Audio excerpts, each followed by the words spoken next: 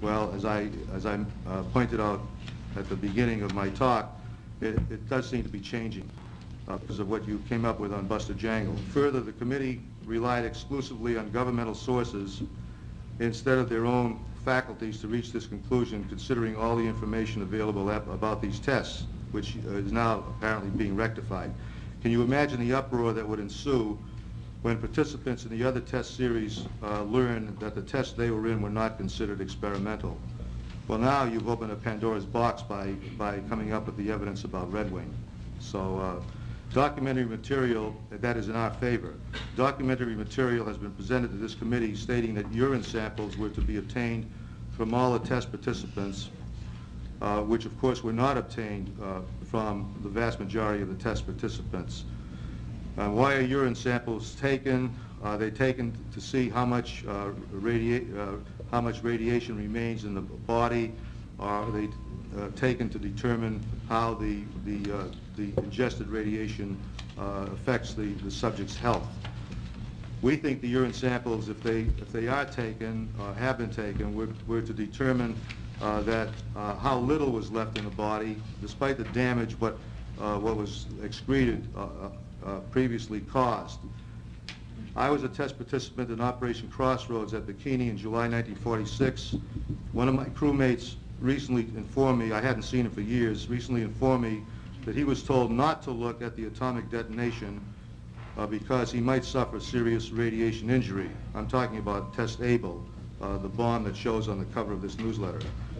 I, on the contrary, recall being out on the deck of the same vessel, the floating dry dock, which had been towed to a presumably safe distance when it was announced over the PA system that if we wanted to see the detonation of Test Able, we should look in a certain direction and listen to the countdown over the PA system.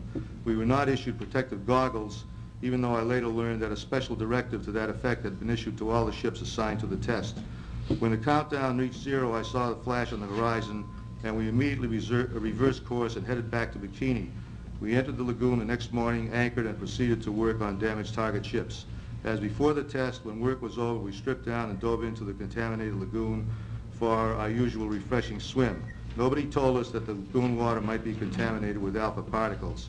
Nobody told the young men who were sent aboard the target ships to retrieve dead and dying experimental animals, cameras, and test equipment about the dangers of radiation.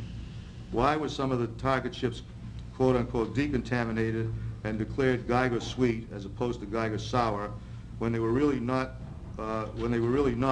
so that the crews could go back aboard to resume their normal duties? We believe that this was experimental. Why do the surviving crew members of some of the support ships still refer to them as death ships? The bottom line is that they wanted to see how our ability to engage in combat operations during a nuclear war would be affected. They wanted to see how living aboard supposedly decontaminated target ships would affect our ability to perform our military duties. And we were also the victims of the insatiable curiosity of Dr. Strangeloves like Dr. Edward Teller, who wanted to see what could be learned from the testing of bombs of many different designs and yields.